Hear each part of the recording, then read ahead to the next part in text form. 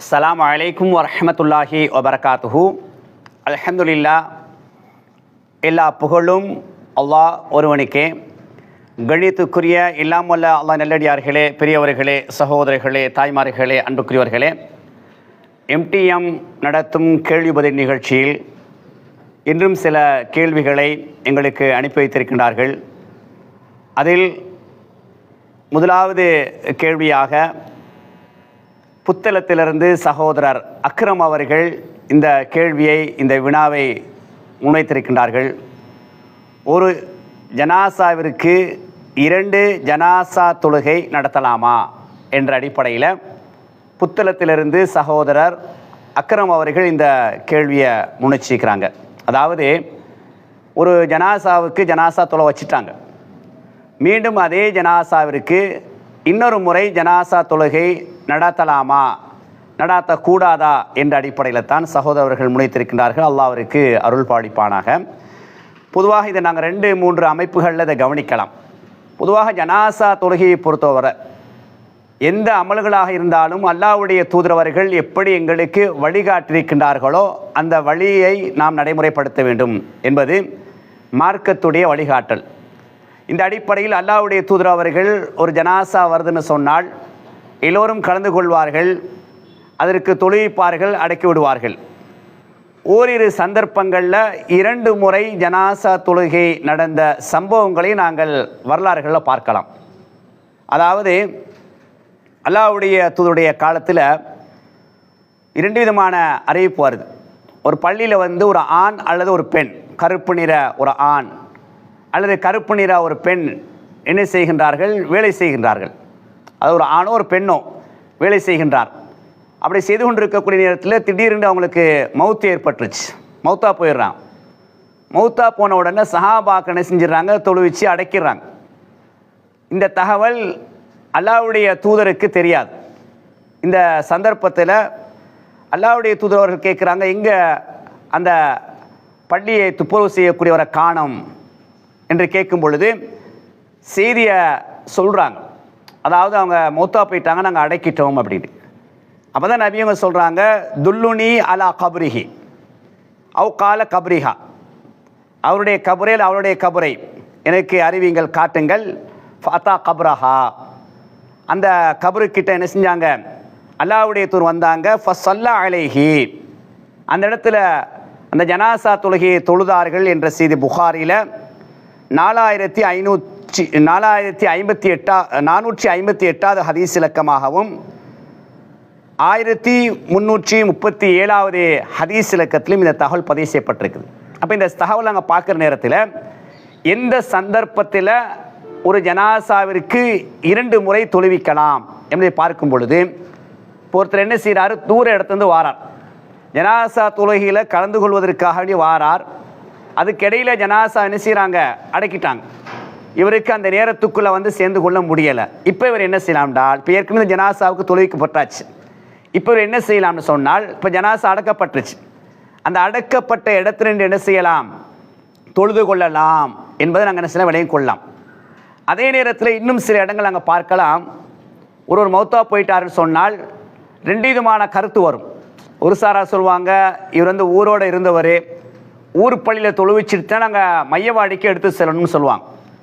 இப்போ அந்த அடிப்படையில் என்ன செய்வாங்கன்னா, சரி அப்போ நாங்கள் பள்ளியில் தொழுவிச்சுட்டு என்ன செய்வோம், அடக்குவதற்காக வேண்டி மையவாடிக்கு எடுத்து செல்வோம் என்று முடிவு செய்வாங்க.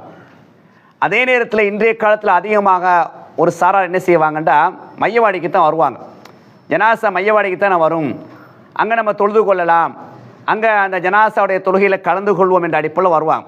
பார்த்தா அங்கே தொழுவிச்சுட்டு வந்துடுவாங்க. இப்போ என்ன செய்யலாம், விரும்பினால் அவங்க அந்த ஜனாசா வச்சு தொழாதவர்கள் தொழுது கொள்ளலாம். இந்த ஹதீஸின் அடிப்படையில் அந்த ஜனாசா நேரடியாக இருக்க வேண்டும்.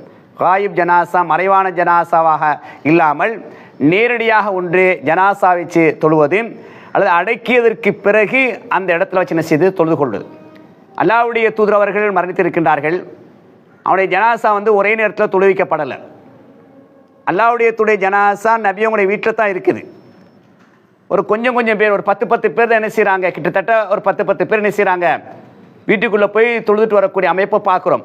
அப்போ பல தடவை என்ன செய்யப்படுது, சஹாபாக்கள் மாறி மாறி போய் தொழுதுட்டு வரக்கூடிய காட்சியை பார்க்கின்றோம். எனவே சுருக்கமாக நீங்கள் விளங்கிக் கொள்ளுங்க, ஜனாசா ஒன்று நேரடியாக இருக்க வேண்டும் அல்லது அடக்கப்பட்ட அந்த இடத்தில் இருந்தால் தொழாதவர் என்ன செய்யலாம், அந்த இடத்தில் தொழுது கொள்ளலாம் என்பதை விளங்கிக் கொள்ளுங்க. அல்லாஹ் மிக அறிந்தவன். அதே போன்று இன்னொரு கேள்வி அனுப்பியிருக்கிறாங்க. ஓட்டமாவடியை சார்ந்த ரிஃபானா அவர்கள், ஓட்டமாவடியை சார்ந்த ரிஃபானா அவர்கள் கணவனின் அனுமதி இல்லாமல் மனைவி தர்மம் செய்யலாமா, கணவன்கிட்ட கேட்காம மனைவி தர்மம் செய்யலாமா என்ற அடிப்படையில் ஓட்டமாவடியிலிருந்து சகோதரி ரிஃபானா அவர்கள் இந்த கேள்வியை பதிவு செஞ்சுக்கிறாங்க. அல்லாஹ் அவருக்கு அருள் பாலிப்பானாக. தாராளமாக செய்யலாம். சதக்காவை பொறுத்தவரை, தர்மங்களை பொறுத்தவரை அனுமதி என்பது தேவையில்லை என்பதை நாங்கள் நிறைய ஹதீஸ் எல்லாம் கவனிக்கலாம். உதாரணமாக உங்களுக்கு அடிக்கடி நீங்கள் கேட்ட செய்திதான், அல்லாஹ்வுடைய தூதர் அவர்கள் பெருநாள் தினங்களில் ஆண்களுக்கும் பெண்களுக்கும் திடலில் ஒரே நேரத்தில் தொழுவிப்பார்கள், உபதேசம் செய்வார்கள். குறிப்பாக பெண்கள் பகுதிக்கு சென்று என்ன செய்வார்கள், உபதேசம் செய்து சதக்காக்கு நிறைய கொடுங்க, உங்களை அதிகமாக பெண்களை நரகத்தில் நான் கண்டேன். ஆகவே நீங்கள் என்ன செய்யுங்க, ஒரு ஈச்சம்பழத்துடைய ஒரு துண்டை சரி கொடுத்து நீங்கள் என்ன செய்யுங்க, அந்த நரகத்துடைய தண்டனையிலிருந்து பாதுகாப்பு பெற்றுக்கொள்ளுங்கள் என்ன செய்வாங்க, பெண்களுக்கு நிறைய உபதேசம் செய்வார்கள். அப்படி உபதேசம் செய்யக்கூடிய நேரத்தில் பெண்கள் நிறைய தர்மங்களை அள்ளி போடுவார்கள்.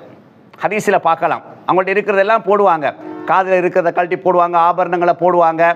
அப்போ இந்த அடிப்படையில் யாரும் கணவன்கிட்ட கேட்டுடுத்தான் தர்மம் செய்யணும் என்பது கிடையாது. அவங்கள்ட்ட இருக்கிறது என்ன செய்யலாம், அது கணவனை வாங்கி கொடுத்த பொருளாக இருந்தாலும் கூட அந்த அடிப்படை என்ன செய்யலாம், தர்மம் செய்யலாம் என்பதைத்தான் இந்த ஹதீஸ் புகாரில் 1462 ஹதீஸ் இலக்கத்தில் வருது. அதே போன்று இன்னொரு முக்கியமான ஹதீஸ் வருது. அது என்ன ஹதீஸ் என்றால், இதா அன்ஃபகத்தில் மர்அத்து மின் தஆமி பைத்திஹா கைர முஃப்சிதத்தின், அதாவது வீணாக்காமல் வீட்டிலுள்ள உணவை ஒரு பெண், ஒரு மனைவி சதக்கா செய்கின்றாள், அது தர்மமாக கொடுக்கிறான்னு சொன்னால் கானலஹா அஜ்ருஹா, அவளுக்கு அந்த கூலி கிடைக்கும், அந்த தர்மம் செய்ததற்கான கூலி கிடைக்கும். பிமா அன்ஃபகத், அவள் அதை கொடுத்ததின் காரணமாக, செலவழித்ததின் காரணமாக. வலி ஜௌஜிகா அஜ்ருஹு, அவருடைய கணவருக்கும் கூலி கிடைக்கும். அப்போ இங்கே கவனிங்க, கணவன் தான் வீட்டுக்கு சாமான் வாங்கி கொடுக்குறார். இப்போ மனைவி என்ன செய்கிறாங்க, ஒரு மிஸ்கீன், ஒரு ஏழை வாராரு, அவருக்கு என்ன செய்கிறாங்க, அந்த தர்மத்தை கொடுக்குறாங்க. அப்போ மனைவிக்கு அந்த தர்மம் கொடுத்த நன்மை கிடைக்கும். ரசூலுல்லாஹ் சொல்கிறாங்க, வலி ஜௌஜிஹா அஜ்ருஹு, கணவருக்கு நன்மை கிடைக்கும். பிமா கஸப, அவர் சம்பாதித்ததின் காரணமாக, அவரை சம்பாதிச்சு கொடுத்துருக்கிறார், அதன் காரணமாக. இப்போ இந்த ஹதீஸை பாருங்கள், அவர் சம்பாதித்து கொடுத்தாரு, அதை மனைவி என்ன செய்கிறாங்க, கணவன்கிட்ட கேட்கல, தர்மம் செய்கிறாங்க, 2 பேருக்கும் கூலி கிடைக்கும். அதே போன்றுதான் வலில் ஹாசினி, அந்த கடைகளில் காசாளர், கெஷியர், அந்த பற்றையில் உட்காந்துருப்பாங்க, அவருக்கும் மிஸ்லு தாலிக், அதே போல தான் கிடைக்கும். முதலாளி என்ன செய்வார், கடையை அவர்கிட்ட பொறுப்பு கொடுத்துருவார், கெஷியர்கிட்ட, அந்த காசாளர்கிட்ட பொறுப்பு கொடுத்துருவார். மிஸ்கின் வருவாங்க, ஏதாச்சும் தாங்கண்டு, அவர் ஏதோ கொடுப்பார், 50 ரூபா, 100 ரூபா, 20 ரூபா ஏதோ கொடுப்பார். இப்போ இவருக்கு நன்மை கிடைக்கும், அந்த முதலாளிக்கு நன்மை கிடைக்கும். இப்போ முதலாளிய அனுமதி இல்லாமல் தான் அவர் கொடுக்குறார். அவள் பொதுவாக நாங்கள் விளங்கிக் கொள்ளுங்க, தர்மத்தை பொறுத்தவரை அனுமதி இல்லாமல் கொடுத்தாலும் சதக்காக்கள் செய்தாலும் அந்த நன்மை கொடுத்தவருக்கும் கிடைக்கும், சம்பந்தப்பட்டவருக்கும் கிடைக்கும். நபியங்க சொல்கிறாங்க, லா என் குசு பஅலஹும் அஜ்ர பஅலின் ஷையா, யாருக்கும் எந்த விதமான குறைவும் ஏற்படாது. அவருக்கு கொடுத்தவருக்கு கூட, கொடுக்காதவருக்கு குறைய என்பதும் கிடையாது. 2 பேரும் சம்பந்தப்பட்டிருப்பதன் காரணமாக, மனைவி கொடுக்கின்றால், கணவன் அந்த பொருளாதாரத்தில் சம்பந்தப்பட்டிருப்பதன் காரணமாக சமமாக சதக்காவுடைய நன்மை கிடைக்கும். ஒரு கெஷியரில் இருக்கிறார், காசாளர் பற்றையில் இருக்கிறார், அவரை வந்த மிஸ்கினுக்கு உதவி செய்கிறார், அவருக்கும் முதலாளிக்கும் சமமாக பங்கு கிடைக்கும். ஆகவே சுருக்கம் என்னென்னு சொன்னால், தாராளமாக என்ன செய்யலாம், கணவனுக்கு தெரியாமல் மனைவி என்ன செய்யலாம், கணவனுடைய அனுமதி இல்லாமல் மனைவி தாராளமாக சதக்கா செய்யலாம் என்பதை விளங்கிக் கொள்ளுங்கள். அதுக்கு அடுத்ததாக ஒரு முக்கியமான ஒரு கேள்வியை கேட்குறாங்க. ஜவுசான் புத்தளம், ஒரு பொருள் கீழே கண்டு எடுத்தால் அதற்கான சட்டம் என்ன? ஒரு பொருள் கீழே கண்டு எடுத்தால் அதற்கான சட்டம் என்ன? இந்த கேள்வியை வந்து ஜவுசான் என்ற சகோதரர் புத்தளத்திலிருந்து கேட்குறாங்க. அதாவது இன்றைக்கி அப்படி நடந்து போகிறாங்க, அது அவங்களோட ஊரில் கிராமத்தில் இருக்கிறாங்க, அவங்களோட பகுதியில் இருக்கிறாங்க, ஒரு பொருள் கீழே கிடைக்குது, அது பணமாகவோ இல்லை பொருளாகவோ நகையாகவோ ஏதோ ஒன்று கிடைக்குது, அதை எடுக்கிறார். இப்போ இதனுடைய சட்டம் என்ன? எடுத்துகிட்டு வச்சு கொள்ளலாமா அல்லது அறிவிக்கணுமா? அப்படி அறிவிக்கணும் சொன்னால் எவ்வளோ காலம் அறிவிக்கணும் என்ற அடிப்படையில் தான் சகோதரர் அவர்கள் இந்த கேள்வியை கேட்டிருக்கிறாங்க. அல்லாஹ் அவருக்கு அருள் பாலிப்பானாக. இதை பொறுத்தவரை நாங்கள் ஹதீஸ் நேரடியாக பார்க்கலாம். நிறைய ஹதீஸ் வந்திருக்குது. அதில் முதலாவது ஹதீஸை உபய் இப்னு கஅப் ரலியல்லாஹு தஆலா அன்ஹு அவர்கள் அறிவிக்கின்றாங்க. அவங்க என்ன செய்கிறாங்க, அப்படியே வார நேரத்தில் வந்து ஒரு பை கிடக்குது. அந்த பையை எடுக்கிறாங்க. அதில் 100 பொற்காசுகள் இருக்குது. 100 பொற்காசுகள் பெருமதியான கண்டெடுக்கப்பட்ட ஒரு பொருள். இதை கொண்டுட்டு அவர் என்ன செய்கிறாரு, அல்லாஹ்வுடைய தூதர்கிட்ட வாராங்க. அல்லாஹ்வுடைய தூதர் அவர்களே, 100 பொற்காசுகள் அடங்கிய இந்த பையை நான் கீழே கண்டெடுத்தேன். அப்போ நபியவங்க சொல்கிறாங்க, நீங்கள் ஒரு வருஷத்துக்கு என்ன செய்யுங்க, அது பாதுகாத்து அறிவிங்க மக்களுக்கு அறிவிச்சு என்ன செய்யுங்க, அந்த பொருளை நீங்கள் பாதுகாத்து கொள்ளுங்க.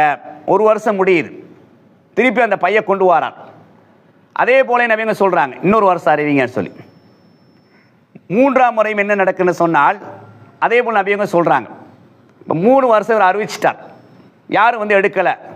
அது வார நேரத்தில் 4ஆவது நபியவங்க சொல்கிறாங்க வந்து, அதை வந்து நீங்கள் என்ன செய்யுங்க, அது நீங்களே அதை எடுத்துக்கொள்ளுங்க என்று சொல்லக்கூடிய செய்தி புகாரியில் 2437 இப்படி ஒரு செய்தி வருது.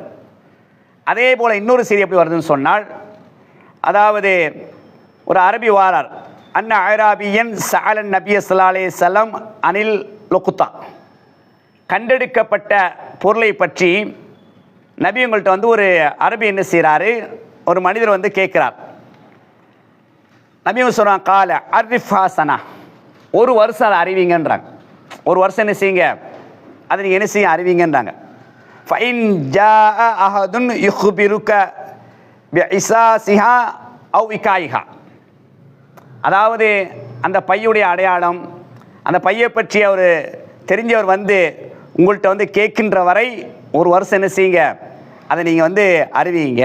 வ இல்லா, அந்த ஒரு வருஷத்தில் அவர் வரவில்லை என்று சொன்னால் ஃபஸ்தன்ஃபிக் பிஹா, அது என்ன செய்யுங்க, நீங்கள் செலவழித்துக் கொள்ளுங்கள், நீங்கள் எடுத்துக்கொள்ளுங்கள் என்று சொல்கிறாங்க. தொடர்ந்து அவர் கேட்குறார், சரி அப்போ ஒரு வருஷம் அறிவிக்கணும். திரும்ப கேட்குறார், ஒரு ஒட்டகம் வருது, தவறிடப்பட்ட ஒரு ஒட்டகம் வருது, அந்த ஒட்டகத்தின் நிலைப்பாடு என்ன? நபி உங்களுக்கு கோபம் வந்துருச்சு, கண்களெல்லாம் செவந்துருது. இந்த கேள்வி நீங்கள் ஏன் கேட்குறீங்க? நபிங்க அந்த தோலை பார்த்து கேட்குறாங்க.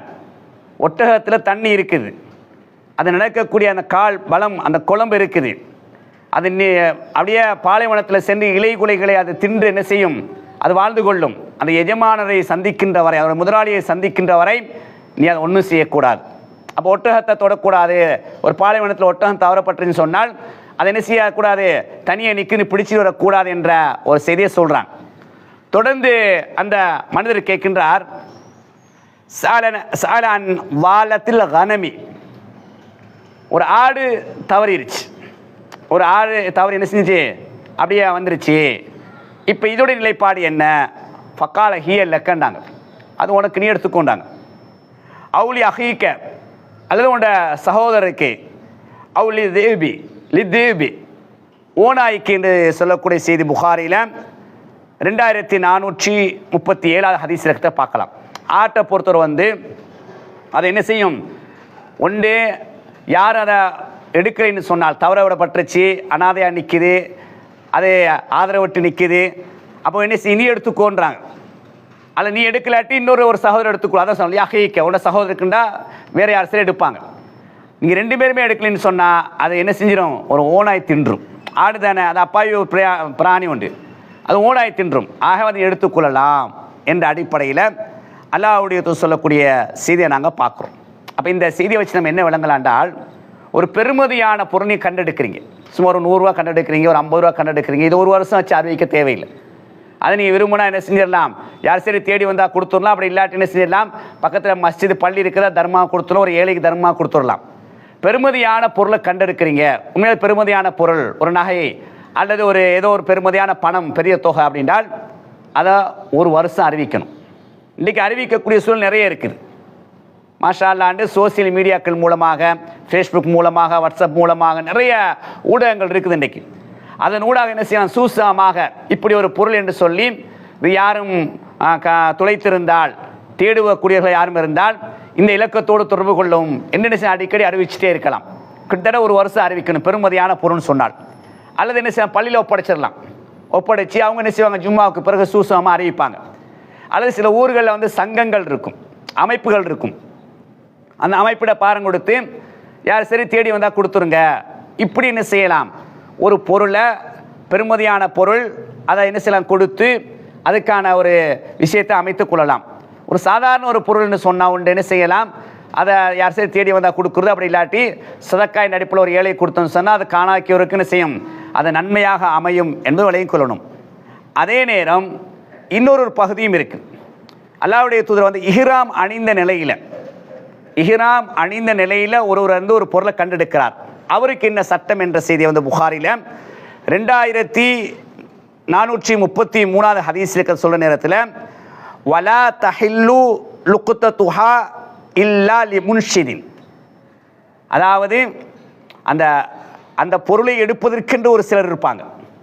ஹரத்தை சுற்றி என்ன செய்வாங்கண்டா, விழுந்த பொருட்களை கண்டெடுக்கப்பட்ட பொருளை எடுத்து என்ன செய்வாங்கண்டா ஒரு இடத்துல பாதுகாப்பாங்க. ஏன்னா அந்த காணாக்கி அந்த இடத்துல போய் தேடி எடுக்கிறதுக்காக வேண்டி. அப்போ நபிங்க என்ன சொல்கிறாங்கடா, இல்லாலி முன்ஷித், அந்த முன்ஷித் அந்த அந்த அந்த பொருளை எடுப்பார்.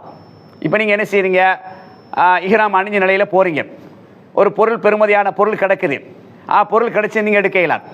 அப்படியே எடுத்தால் என்ன செய்யணும், பக்கத்தில் அந்த போலீஸில் கொடுத்துடணும், பாதுகாவலர்கிட்ட கொடுத்துடணும். கொடுத்தா அவங்க என்ன செய்வாங்க, அதை எங்கே போய் வைக்கணுமோ அங்கே வைப்பாங்க. அப்போ காணாக்கியவர் துளைத்தவர் என்ன செய்வார், அதுக்குன்னு சில 2-3 இடங்கள் இருக்குது, அங்கே போய் அந்த பொருளுடைய அடையாளத்தை சொல்லுவார். அந்த பொருள் இருந்தால் அந்த அடையாளத்தை சொன்னதன் அடிப்படையில் அந்த பொருளை எடுத்துகிட்டு வந்துடுவார். அப்போ அந்த அடிப்படையில் இந்த சட்டத்தை விளையும். அப்போ இஹ்ராம் அணிந்த நிலையில் கண்டெடுக்கப்பட்ட பொருளை அவரே கொண்டு வந்து விடக்கூடாது என்பதையும் இந்த ஹதீஸ் சொல்லுது. அதே நேரம் இன்னொரு பகுதியும் இஸ்லாம் எங்களுக்கு விளங்கப்படுத்துது. ஒரு முறை அல்லாஹ்வுடைய தூதர் அவர்கள் மர்ரன் நபியு ஸல்லல்லாஹு அலைஹி வஸல்லம் பி தம்ரத்தின் ஃபி தரீகி, ஒரு பாதை, நபி அவங்க பாதை நடந்து வாராங்க. அப்போ அந்த பாதையில் ஈச்ச மலம் கிடக்குது, பேரீச்ச மலம் கிடக்குது. அப்போ நபி அவங்க சொல்கிறாங்க, கால லவ்லா அன்னி அஹாஃபு அன் தகூன மின சதகத்தி, இது சதக்காவுடைய தர்மத்துடைய பொருளாக இல்லாமல் இருக்கும் என்று பயம் இல்லாமல் இருக்கும் என்று சொன்னால் அக்கல் துஹா, அதை சாப்பிட்ருப்பேன். ஏன்னா அல்லாஹ்வுடைய தூதருக்கு தர்மம் அவங்க என்ன செய்யக்கூடாது, எடுக்க மாட்டாங்க. அப்போ நபி என்ன சொல்கிறாங்க, அப்படி பசியில் நடந்து வாராங்க. அப்படி நடந்து வர நேரத்தில் பேரித்தம்பழம் கீழே கிடக்குது. அதை பார்த்து சொல்கிறாங்க, ஒரு வேளை இது தர்மத்துக்குரிய பேரித்தம்பழமாக இருக்குமோ, தர்மம் நபிமார் இருக்கிறது, நபி அவங்களுக்கு ஹராம், எடுக்க இயலாது. அன்பளிப்புன்னு சொன்னால் எடுக்கலாம். அப்போ நபி என்ன சொல்கிறாங்க, இது தர்மமாக விழுந்த ஒரு பொருளாக இருக்கும் என்று பயம் இல்லாமல் இருக்கும் என்று சொன்னால் எடுத்து சாப்பிட்ருப்பேன்றாங்க.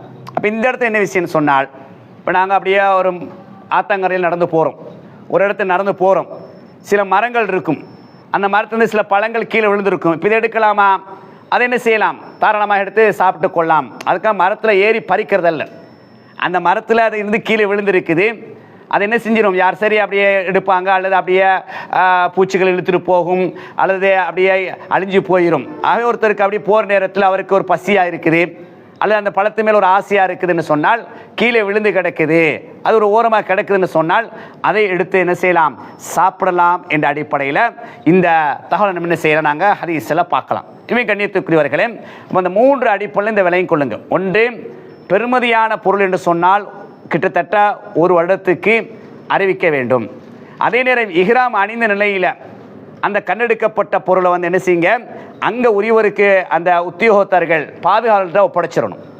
3வது, வீதிகள் நடந்து போகிற நேரத்தில் இப்படி சில மரங்களில் இருந்து இந்த கனிகள் விழுந்திருந்தால் அது பசி என்ற அடிப்படையில் என்ன செய்யலாம், சாப்பிட்டு கொள்ளலாம் என்ற செய்தியைத்தான் அல்லாஹ்வுடைய தூதர்களுக்கு வழிகாட்டுறாங்க.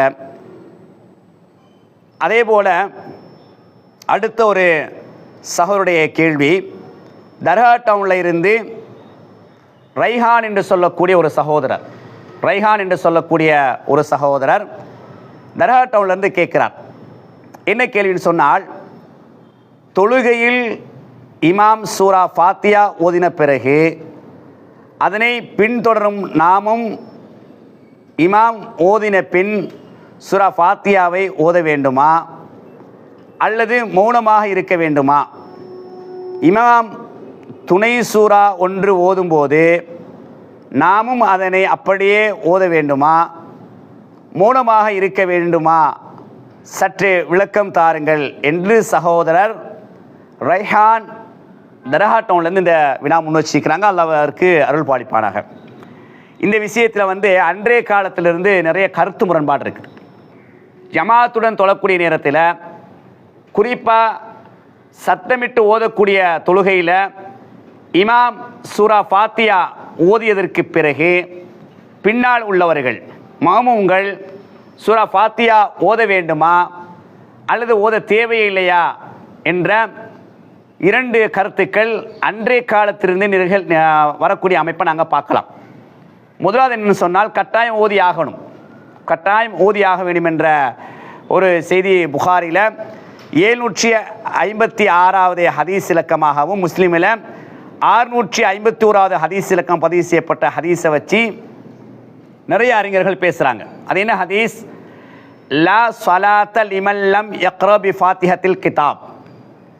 யார் சூரா ஃபாத்தியா ஓதவில்லையோ அவருக்கு தொழுகை இல்லை என்ற இந்த ஹதீஸை வச்சு இமாம் மாலிக் ரஹ்மத்துல்லாஹி அலைஹி அவர்கள், இமாம் ஷாஃபி ரஹ்மத்துல்லாஹி அலைஹி அவர்கள், இமாம் ஹம்பலி ரஹ்மத்துல்லாஹி அலைஹி போன்ற நிறைய அறிஞர் என்ன செய்கிறாங்க, இமாம் சூரா ஃபாத்தியா ஓதியதற்கு பிறகு என்ன செய்யணும், பின்னால் உள்ளவர்களும் ஓத வேண்டும், இல்லாட்டி அவங்களுக்கு தொழுகை என்ன செய்யாது, கூடாது, தொழுகையில் இன்னொரு ஹதீஸ் தொழுகையில் குறைவு ஏற்பட்டுவிடும் என்று இப்படியான செய்திகளை வச்சு என்ன செய்கிறாங்க, சொல்லக்கூடிய செய்தியை பார்க்குறோம். அதே நேரத்தில் இமாம் ஹனஃபி இமாம் அவர்கள், அதே போல் இமாம் ஷாஃபி இமாமோட பழைய சொல் வல் கதீமு இந்த ஷாஃபி, இமாம் ஷாஃபி ரஹ்மத்துல்லாஹுடைய பழைய சொல் என்ற அடிப்படையிலும் வகவுலு அக்ஸரி சலஃபுடைய அதிகமான சொல்லின் அடிப்படையிலும் இப்னு தைமியா போன்றவர்களுடைய இப்படி நிறைய அறிஞர்கள் இன்னொரு சாரார்கள் அவங்க என்ன சொல்கிறாங்க என்றால், ஓத தேவையில்லை, இமாம் சூரா ஃபாத்தியா ஓதிட்டாங்கன்னு சொன்னால் அதுக்கு பின்னால் மாமுங்கள் ஓத தேவையில்லை என்று சொல்லி பின்வரக்கூடிய ஹதீஸையும் குர்ஆன் வசனத்தையும் ஆதாரம் வைக்கக்கூடிய காட்சியை பார்க்கலாம். முஸ்லீமில் 679வது ஹதீஸ் இலக்கத்தில் பதிவு செய்யப்பட்ட ஹதீஸ், இதா சல்லைத்தும் ஃபஅகீமு சுஃபூஃபக்கும், நீங்கள் தொழுகையை நிலைநாட்டினால், தொழுகைக்கு தயாரானால் சஃப்புகளை என்ன செய்யுங்க, சரி செய்யுங்க, நிலைநாட்டுங்கள். சும்மல் யஉம்மக்கும் அஹதுக்கும், உங்களில் ஒருவர் உங்களுக்கு என்ன செய்யட்டும், இமாமத் செய்யட்டும். ஃபஇதா கப்பர ஃபகப்பிரு, அவர் அல்லாஹு அக்பர் என்று சொன்னால் நீங்களும் என்ன செய்யுங்க, தக்பீர் சொல்லுங்க. வைதா கால கைரில் மக்லூபி அலைஹிம் வலத்தால்லீன், இமாம் கைரில் மக்லூபி அலைஹிம் வலத்தால்லீன் என்று சொன்னால் ஃபகூலு ஆமீன், நீ ஆமீன் என்று சொல்லுங்கள். யுஜிபுக்குமுல்லாஹ், அல்லாஹ் உங்களுக்கு என்ன செய்வான், பதிலளிப்பான் என்ற செய்தியைத்தான் முன்வச்சு என்ன செய்கிறாங்க. அப்போ இமாம் சூரா ஃபாத்தியா ஓதுனா நீங்கள் என்ன செய்யுங்க, கேட்டுக்கிட்டு இருங்க, ஆமீன் சொன்ன என்ன செய்யும், அப்போ நீங்கள் ஓதியதுக்கு சமன் என்ற அடிப்படையில் இந்த ஹதீஸை முன்வைக்கக்கூடிய செய்தியை பார்க்குறோம். இன்னொரு குர்ஆன் வசனம் 7வது அத்தியாயம் 204வது வசனம், 7வது அத்தியாயம் 204வது வசனத்தில் வஇதா குரியல் குர்ஆனு ஃபஸ்தமிஉ லஹு வஅன்சிது லஅல்லக்கும் துர்ஹமூன், குர்ஆன் ஓதப்பட்டால் அதை காது கொடுத்து செவிதாழ்த்து கேளுங்கள், பொறுமையாக என்ன செய்யுங்கள், மௌனமாக இருங்கள். லஅல்லக்கும் துர்ஹமூன், நீங்கள் உங்களுக்கு அருள்பாலிக்கப்படும் என்ற அந்த குர்ஆன் வசனத்தை முன் வச்சு என்ன செய்கிறாங்க, நீங்கள் ஓத தேவையில்லை, இமாம் ஓதினாலே போதும் என்று சொல்லக்கூடிய செய்தியை பார்க்குறோம். அவை இரண்டும் பலமான செய்திகள் தான், இரண்டும் பலமாக இருக்கின்றது. இரண்டு பக்கத்துக்கும் ரெண்டு சாரார்களும் குர்ஆன் வசனங்களையும் ஹதீஸையும் வச்சு தான் என்ன செய்கிறாங்க, பேசக்கூடிய நிலையை பார்க்குறோம்.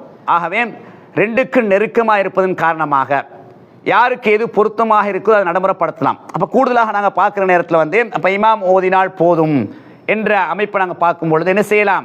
அப்போ அப்படிதான் ஒரு சந்தர்ப்பம் இருக்குது. இப்போ நீங்கள் ஹரத்துக்கு போகிறீங்க, உம்ராவுக்கு போகிறீங்க, ஹஜ்ஜுக்கு போகிறீங்க, அல்ல அங்கே நீங்கள் வேலைக்கு போகிறீங்க, அங்கே கூடுதலாக என்ன செய்யப்படும்? சூரா ஃபாத்தியா ஓதுன உடனே அடுத்த சூறா ஓதிடுவாங்க. அடுத்த சூறாவுக்கு உங்களுக்கு என்ன செய்யாத இடம் தரமாட்டாங்க. அப்போ நீங்கள் அந்த இமாம் ஓதுறது கவனிக்கணும், கேட்கணும். அல்லாஹ் குர்ஆன்ல சொல்றானே இமாம் ஓதுனா கேட்கணும். அப்போ அங்கே உங்களுக்கு சூரா ஃபாத்தியா ஓத உங்களுக்கு இடம் அங்கே கிடைக்காது. ஒரு இடத்துல இடம் தாராங்க. அப்போ ஓதுனா தப்பா என்று கேட்டால் இந்த ஹதீஸின் அடிப்படையிலும் இந்த அறிஞர் பெருமக்களுடைய கருத்தின் அடிப்படையிலும் என்ன செய்யலாம்? விரும்பினால் ஓதிக்கொள்ளலாம். ஆக இதில் நம்ம முரண்பட தேவை கிடையாது. அதுதான் சரி இதுதான் சரி என்ற பிரச்சனை இல்லாமல் சந்தர்ப்பங்கள் சூழ்நிலைகளை பொறுத்து என்ன செய்யலாம்? நான் நடைமுறைப்படுத்திக்கொள்ளலாம் என்பதை விளங்கிக் கொள்ளுங்கள். அதில் அவர் இன்னொரு கேள்வியும் கேட்டிருக்கிறார். கடைசியாக வந்து இமாம் துணை சூரா ஒன்று ஓதும் போது நாமும் அதனை அப்படியே ஓத வேண்டுமா, மௌனமாக இருக்க வேண்டுமா? இப்போ சூரா ஃபாத்தியா ஓகே, அது ஒரு அளவுக்கு நீங்கள் விளங்கிட்டீங்க. இப்போ அடுத்த சூறா ஓதுறார், துணை சூறா ஓதுறார், அதையும் ஓதணுமான்னு கேட்குறார். அதை ஓத தேவையில்லை. இப்போ உதாரணத்துக்கு வந்து மகரிப் தொழுகை நடக்குது, சூரா ஃபாத்தியா ஓதிட்டாரு, அதுக்கு அடுத்தது சூரத்துல் ஃபீல் அலம் தர கைஃபன்னு ஓதுறார். இப்போ நீங்களே இமாம் பின்னுக்கு ஓதணுமா இமாமோட சேர்ந்து, அல்லது அதுக்கு பிறகு நீங்கள் ஓதுமான்னு கேட்டால் அது தேவையில்லை என்பதை வந்து நிச்சயங்க விளையும் கொள்ளுங்க. இன்ஷா அல்லாஹ் இன்னும் நிறைய கேள்விகள் இருக்கின்றன. அடுத்தடுத்த வரக்கூடிய நாட்களில் வந்து கேள்வி கேட்டவர்களுக்கான பதிலை இன்ஷா அல்லாஹ் குர்ஆனில் இருந்தும் ஹதீஸிலிருந்து உங்களுக்கு தொகுத்து வழங்குவதற்கு நாங்கள் தயாராக இருக்கிறோம். யார் யாருக்கெல்லாம் என்னென்ன கேள்விகள் இருக்கின்றனவோ அத்தனை கேள்விகளையும் இந்த வாட்ஸ்அப்பில் குறிக்கப்பட்ட இந்த வாட்ஸ்அப் இலக்கத்திற்கு நீங்கள் அனுப்பி வைங்க. இன்ஷா அல்லாஹ் சந்தர்ப்பங்கள் சூழ்நிலைகள் வரக்கூடிய நேரத்தில் உங்களுடைய கேள்விக்கான பதில் நாங்கள் என்ன செய்வோம்? குர்ஆனில் இருந்தும் ஹதீஸும் தருவோம் என்பதை கூறிக்கொண்டு வாஹிரு தஅவானா அல்ஹம்துலில்லாஹி ரப்பில் ஆலமீன். அஸ்ஸலாமு அலைக்கும்.